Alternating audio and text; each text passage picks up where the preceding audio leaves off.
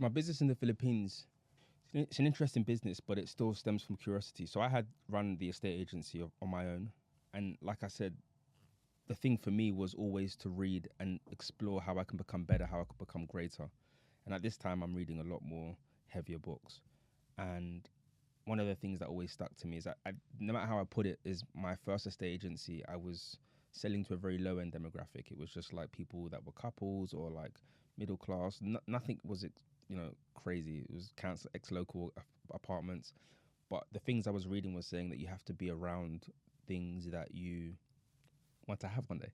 So, and I'm going to get to how it gets to the Philippines. But the reason I had this massive transition is because while I had this estate agency, and I think this is where people go wrong. I had this estate agency, it was making me a consistency of money. And I could have kept on doing that. And I think if I stayed in the estate agency business, I'd probably be the king of estate agents. I'd probably be the king of property, right? If I stayed there, right? But one thing that I knew is that when you build these foundations of income, it's an opportunity to open the next door, to explore what's behind the other door. Because there's doors, I call life is layers of doors, right? What's behind the next door? So I had set this up, I had some staff going out, I had an office in Kensington at this point. But then again, I hit that plateau and I was like, well, this is cool, but what's happening in the economy? Mm. And in the economy at the time, China, everyone was talking about Mandarin, everyone was talking about China. And this shows you my geography. Because I thought to myself, okay, well, let me try to figure a way to let Chinese, Japanese, or the Asian community know that we have these properties, we can relocate them. So I went ahead and hired 2 staff members. I hired a Japanese staff member and I hired a Filipino staff member. Now, why I had a Filipino staff member, only the Lord knows, but I had a Filipino staff member, right? And their job was to come in the evening and their job was to do bulletins on all the blogs and the sites that were over there to say, hey, contact, it was key move relocations if you need to move place, right? And I think it was like an experiment. I wasn't thinking too hard about it. I was just like experimenting. I was like, okay, let me see what they can do if anything comes of it. They would come in at like 8 p.m. and they'd leave at like 2 a.m. By the time I got to the office, they were gone. But one day I came in and one of the staff was still there, like sleeping. And I was like, what are you doing? He's like, oh, it's easy for me to go to the nurse because he was working as a nurse in the day, then coming in the evening and doing that. And then he was like, I was like, okay, fine. He was like, sir, I want to tell you something. I was like, what's up? He says, so you know the Japanese guy you have here? He's like, yeah. He said, he speaks so badly about you when you're not in the room. I'm like, well, what did he do? He's like, yeah, he says that you don't know what you're doing and you're just easy money. And I was like, whoa. I was like, but I like the fact that he was being open with me. I was like, oh, okay. So then he says to me, oh, well, I just want you to know that that's not really, that he's saying this stuff to you. Once again, I'm watching Apprentice. He comes in the next day. I fire him in front of everyone. That was like my revenge. But as a result of that conversation I had with him, we had a little bit of a moment, right? And it's interesting because he plays such a big part in the story, but we never spoke again after he left. But anyway, he said to me, he's like, look, and he always used the word sir. He said, sir, look, there's an agency that I used to come over to the UK, and they got me my placement in a university here, but they're having big problems getting more students universities. Can I connect you with them? And I was like, yeah, sure. Like I can jump on a call. Now, keep in mind, this is 2009. Well, I don't want to get dates wrong, but I think I was 19 at this time. So I'm 19. My whole philosophy of identity, once again, I think there's a bit of contradiction, right? Because while I have this confidence, there's still bias. Mm. And that bias, I think, was also based on society. That was based on what I saw. What I saw online was successful old white men, right? And to me, it wasn't something I was taking serious. So it was like, okay, let's just see what happens. So I felt that it would be smart to set up a Skype and have a white guy on the profile picture, and just act as the boss of Key Move. Which was interesting. But anyway, I got on the phone with them and what they said to me was like, look, we're sending these these resumes to the schools and they're ignoring us. And I was like, okay, well, send me what you're sending. And they was like, oh, what? And they would send me like, honestly, they would send me the student application forms of everything. There would know what nursery they went to, they would know what secondary school they were. There was so many documents that was not necessary. So then I was like, okay, this is interesting. So then I was like, okay, let me get back to you. I'm going to have a look and see what I can do. So I started calling a few universities and I was like, look, I've got some international students from the Philippines. They would be interested in coming to study in what would be the process. And they were like, we need 6 documents. I was like, oh, yeah, wow, like I got 70. And he was like, we need 6 documents. And keep in mind, when they email, it looked very scammy. Like the email they was even sending me, I was like, am I really going to speak to someone? And you call them up, there's a whole agency behind them, really taking them, they just don't have the etiquette. They didn't have the aesthetic of like a legitimate business from what they were emailing. So I spoke to the school. They were like, yeah, sure, we'll take them on. They just need to send me these, you need to forward us these documents.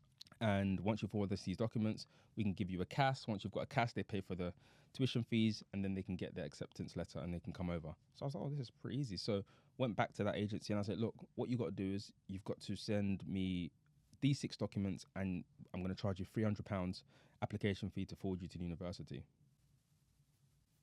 They said, yeah. I was like, okay. Keep in mind, I'm still running the relocation company. I'm like, okay, this is fine.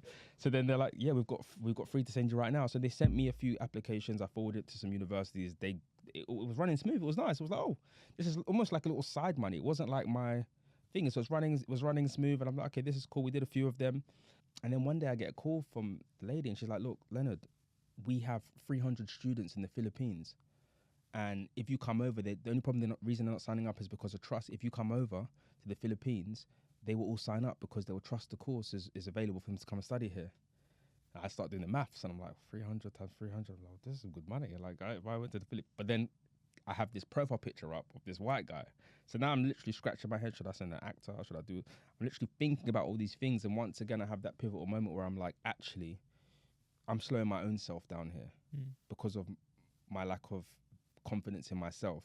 And the reason I'm in this position in the real life, I had an office in Kensington in the Regis offices, yet I'm still hiding behind a mask of someone else that I'm not. And I'm almost contemplating like that feeling I had in university. Oh, let me walk away from this because when they find out who I am, they're not going to work with me, which was a bias of my own, right? So anyway, the day comes and I'm like, look, I've just got to send them a photo of who I am. Got to send them a photo. So then I turn around the next day and they're like, we need to put a poster of you up, and I can send you we need to put a poster of you up before you come out here. Can you please send us a photo? So I'll go on Skype that day, log on, send my photo. Skype was so old school back then. You see the typing sign, it has to delete, and it's type delete, and I'm like, oh, I'm sweating. And I remember I was literally at my mum's place at the time. So I'm downstairs, I'm like, damn, what are they gonna say? They're gonna say something. And then like the woman messaged me, she's like, wow, you look like Will Smith. We can't wait to have you. And this is the irony of this is why my life is interesting, because the irony of it was that, and I had never considered, because I didn't do the UCAS form. I didn't understand the money part of university. I really didn't get that part because I never had to fill any forms or get loans, so it was foreign to me. But the most interesting thing that happened to me was that while I was in the Philippines and I started to sign up these students and I got back, because I had done such a good job with the university, they turned around and said, look, we're going to set you up as an official agent. And what that means is you get 20% of the tuition fee. I was like, 20%? And I was like, oh yeah, because I'm making them pay you a tuition fee because I had bank details and I had to pay. I was like, oh. So imagine being 19 and getting a commission from a university, having not gone to university. They're paying you. Right? That completely warped my perception of life because it showed me that actually I was giving them value once again. For little to no work, I'm literally the middle person. I'm the middle of all middles. The most I did is when I went to the Philippines, I went on a stage and explained all the courses that were available and was the trust symbol of signing up to the course. The rest of it was done by the university. The rest of it was done by the agency. And as a result of that, that first year I did like 300 students. And then the next year, because I saw the opportunity in regards to what the agencies were doing there, because we were getting £300, they getting 20% from the universities, but then on top of that there was an agency over there that would literally help them fill the forms out, and I was like, well, I can do that myself. So I set up an agency over there in Iligan City, which would charge another 1,500 to do the form. So I had this monopoly going for, like, to be honest, it was about 2 years, and I think if I had gone in a bit earlier, you always say if I would have done even better, but I got in it just before the immigration laws changed. But the lessons I learned and the money I made, and just seeing how, like, I almost felt like an operator.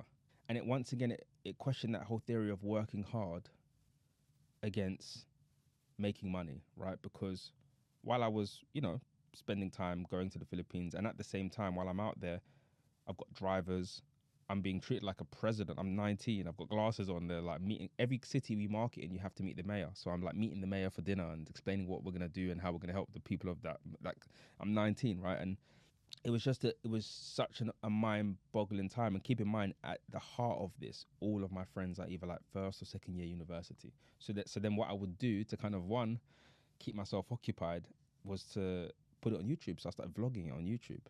This is when it was just like, it wasn't about money. I wasn't thinking about AdSense. I was like, I'm going to put this out, put it on YouTube, or put it on Facebook. They got very viral, to be honest, because it was very rare to see like a young black kid in the middle of the Philippines, like doing business. But that was also my story for entrepreneurship. It was, my dad went to Japan, right? I didn't know what he was doing, but I knew he was flying to Japan. So that still kind of connected back to this. And yeah, I made a lot of money doing that. And the thing that changed that business model was the immigration laws changed in the UK. Well, so Labour was there, Conservatives came in and they made it so that they couldn't do the foundational courses anymore. They could only do like 30K plus courses, where their courses here were like $7,000, $6,000. So that pivoted, but it was great. It was a great experience. I learned a lot about myself on that trip, a lot about myself. And I almost felt it was very spiritual, because it was, it's funny because I went there for money and Achieved a good amount. achieved a good amount. But yeah, it was really good.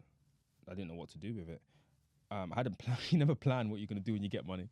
And then 10 years later, I wrote a book about it, go to schools to talk about it.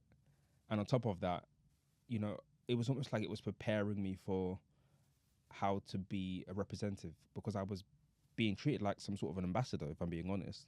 Everywhere I went to, there was billboards, I was meeting mayors, I'm learning how to be like, my friends are probably having a freshers week and I'm sitting at a mayor's table like, yes, so this is going to be great. And I'm almost being political. Not almost, I was political in that sense, right? Because that's the only way we could market in the city. So it was a very spiritual trip for me. Yeah, and it was my first dose of real money.